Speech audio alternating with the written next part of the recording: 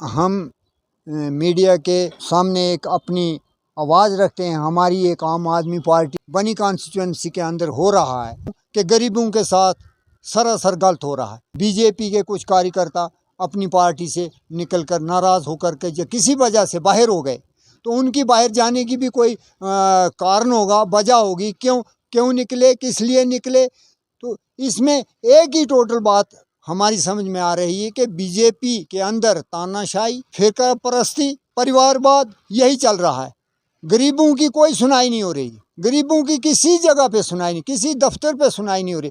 और ज़्यादा करप्शन जो है हर दफ्तर में हद पार कर चुकी है। इसीलिए ये बीजेपी के जो आदमी थे, इस सरकार के अंदर काम कर रहे थे, बीजेपी के अंदर काम कर रहे थे, उन्होंने भी देख लिया कि यहाँ पे कुछ नहीं बनने वाला, यहाँ से किनारा कशी लोगों ने की है। हम कहते हैं उन लोगों को कि हमारे पास आ जाओ। आम आदमी पार्टी एक साफ पार्टी है, इसकी आम आदमी पार्टी की छवि है, इसमें कोई फिरका परस्ती नहीं है, कोई ऊंच नीच नहीं है, कोई फिरका परस्ती नहीं है। ये लोगों की डेवलपमेंट के लिए एक पार्टी तैयार हुई है। जिस कदर जनाब केजरीवाल ने दिल्ली के अंदर करके दिखाया, पंजाब के अंदर करके दिखाया, हम चाहते हैं हमारे बनी के अंदर भी उसी कदर काम हो और गरीब लोगों की भलाई हो, जिसमें गरीबों को राहत मिले, गरीबों को फ़ायदे। आज बिजली का मसला देखो, किराया इतना बढ़ गया और देखो चंद दिनों में बिजली की कटौती इतनी इन्होंने कर दी कि किराया सर से ऊपर चढ़ गया। पानी का हाल देखो, तो पानी भी लोगों को पीने के लिए नहीं मिल रहा है। कहते हैं जी ऊपर से बारिशें नहीं हो रही हैं। बारिशें तो आज नहीं हो रही होंगी, लेकिन पहले बारिशें होती थी, पहले लोगों को पानी मिलता था। इस सरकार ने लोगों को बुरी तरह से तंग कर लिया है। इसी वजह से इस सरकार से इस सरकार में जो इनके बीजेपी के कार्यकर्ता बैठे हुए थे, वो भी आज भाग रहे हैं। तो वो उनको हम एक अपनी तरफ से मैसेज देते हैं कि आम आदमी पार्टी में शामिल हो जाएं, ताकि इन गरीब लोगों का भला हो। देखो हाल ही में जो बेचारे डेली वेजर थे, कितनी बुरी हालत हुई उनकी। बीजेपी पार्टी सत्ता में आई है, इनका नारा है कि हम सबका विकास करें, अच्छे दिन आएंगे। कब आएंगे वो अच्छे दिन? महंगाई देखो, सर तोड़ महंगाई है, गरीब आदमी मारा जा रहा है। तेल की 1 लीटर बोतल 200 रुपये मिलती है। तो कुछ इनके जो है ना दलाल जो है ना, जो 2 साल में कोरोना काल में जिन्होंने लाखों रुपया गवर्नमेंट का हड़प करके अपने जेब में डाल लिया, वो आज इनकी वकालत कर रहे हैं। आज वो बीजेपी की वकालत कर रहे हैं। मैं सीधा कहता हूं कि बीजेपी की वकालत कर रहे हैं कि उनको मुफ्त में माल मिला। जनाब आला, उन्होंने तो मुफ्त में माल खाया। अपनी दिहाड़ी भी लगानी है। मानो कि जिस तरह गिरफ्त महकमा है, गिरफ्त महकमा में अगर कोई मजदूर बेचारा गरीब आदमी काम करना चाहता है, तो वो बगैर इन बीजेपी वालों की पर्ची के बगैर वो भी उधर दिहाड़ी पे नहीं लगाते हैं। कितना बेइंसाफ है। इनको भी इन्होंने ऊपर से दबा के रखा है। गिरफ्त वाले भी क्या करेंगे, वो भी मजबूर हैं बेचारे।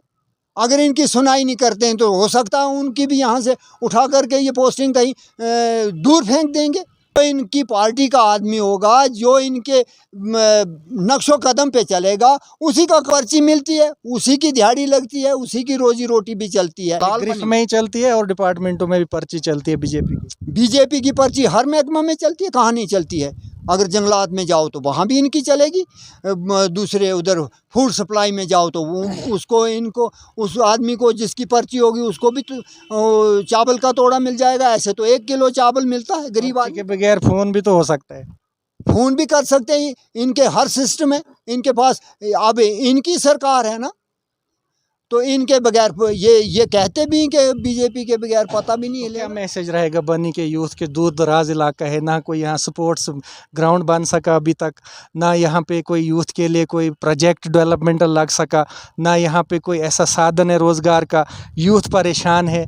क्या कहना चाहेंगे जावेद, जो यंग उभरते हुए यहाँ आम आदमी पार्टी के कार्यकर्ता हैं? मैं द वॉइस ऑफ जेके का शुक्रिया अदा करता हूँ।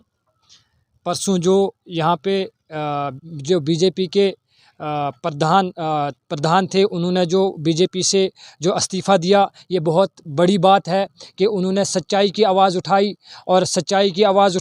और उन्होंने आवाज़ उठाना शुरू की। और हम भी चाहते हैं कि वो हमारे साथ जुड़ जाएं, हम उनके साथ जुड़ जाएं, पूरे युवा जो हैं उनके साथ जुड़ जाएं, ताकि जो हम एक साथ काम करें। जो यहाँ पे तानाशाही चल रही है, किसी गरीब की सुनवाई नहीं हो रही है। हम यही कहते हैं कि हम एक साथ जुड़ के सभी युवा जो हैं, सभी नौजवान जो हैं एक प्लेटफॉर्म के ऊपर आ जाएं, ताकि हम जो ये जहाँ तानाशाही चली हम उसके खिलाफ लड़ सकें। और दूसरी बात हम ये कहते हैं, आम आदमी पार्टी की जो सोच है, जिस तरह से उन्होंने दिल्ली के अंदर काम किए, फिर उसके बाद पंजाब के अंदर काम किए, मुझे लगता है कि बीजेपी वालों की जो पाँव के नीचे से ज़मीन जो है खिसक चुकी है, और सभी जो है बीजेपी को छोड़ के एक आम आदमी की तरह रहना चाहते हैं और एक आम आदमी की तरह जो है ज़िंदगी बसर करना चाहते हैं। जावेद जी, बीजेपी का दावा तो है जम्मू से 50 पार, और दूसरा दावा है कि बीजेपी का चीफ मिनिस्टर होगा, कैसे देखते हैं आप देख सकते हो कि जिस तरह से बीजेपी आज 3 सालों से कह रही है कि हम 50+ लेंगे, तो ग्राउंड ज़ीरो पे एक बार रिपोर्ट देखेंगे, मुझे नहीं लगता किस हिसाब से वो 50+ लेंगे।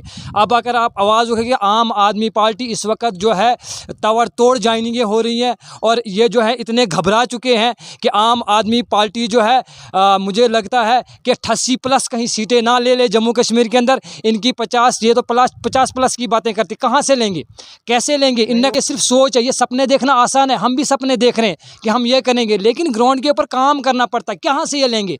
हमें तो नहीं लगता। लाइट देखो, बिजली का बिल देखो, इस वक्त 400 रुपये, बेरोजगारी का मुद्दा देखो, सब्जी का रेट बता रहा हूँ मैं, 1 किलो सब्जी 100 रुपये किलो के हिसाब से मिलती है, तो गरीब आदमी कहाँ से खाएगा? 400 रुपये एक गरीब आदमी जो है एक दिन का कमाता है।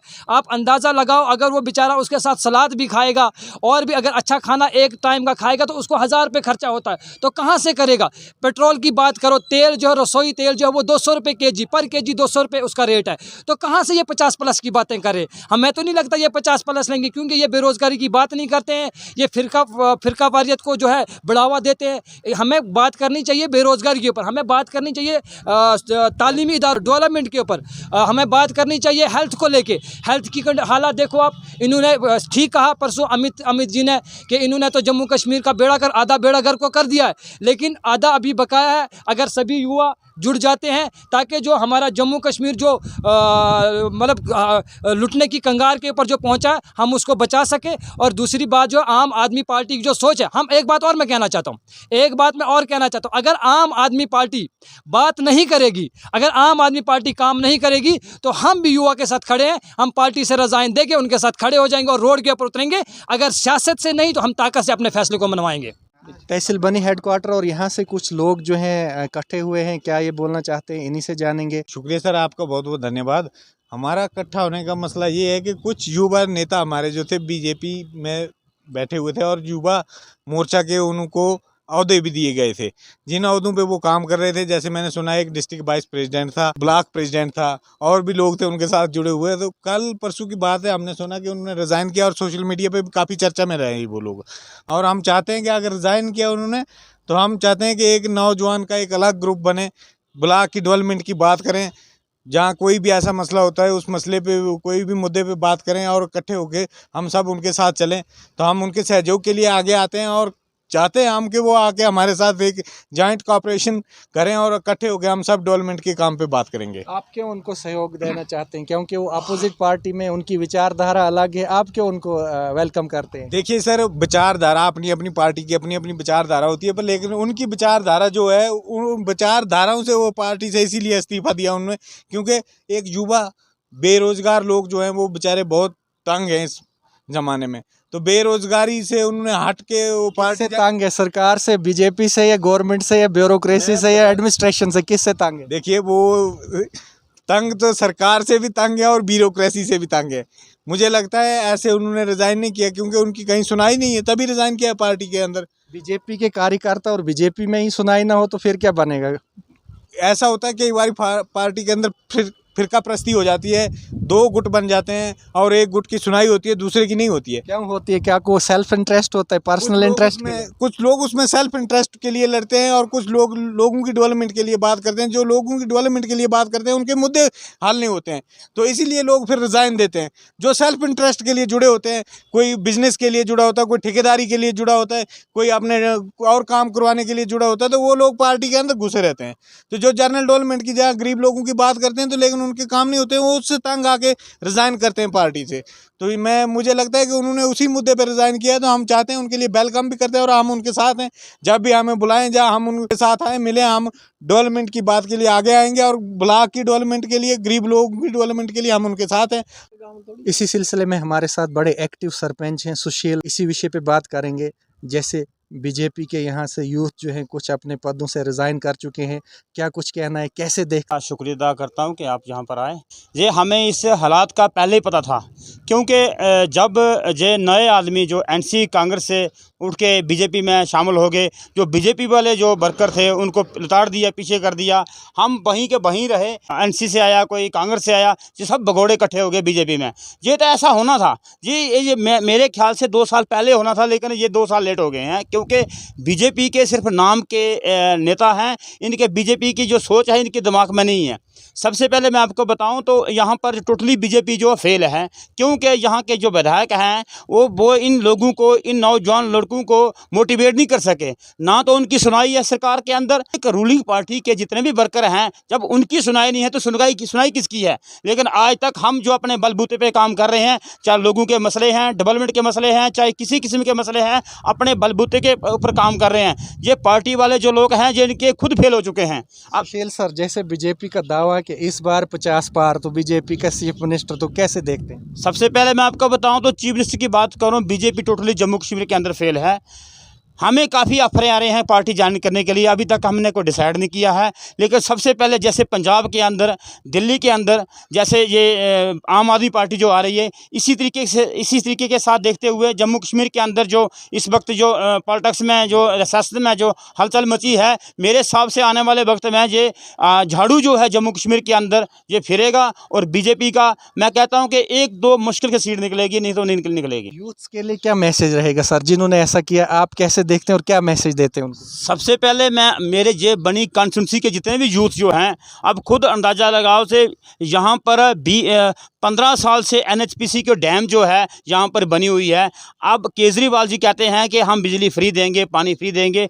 साफ तौर पे बात नज़र आती है कि एनएचपीसी हमारा गति के अंदर इतना पैसा यहाँ से यूटिलाइज होता है। सरकार, सेंटर सरकार लेती है, चाहे एनएचपीसी लेती है। इसी पैसे से हमारा पूरी कॉन्स्टिट्यूंसी के अंदर जो जितना भी पानी, बिजली का जो है पूरा यहीं से फ्री हो जाता है। लेकिन न जाने ये पैसा कहाँ जाता है।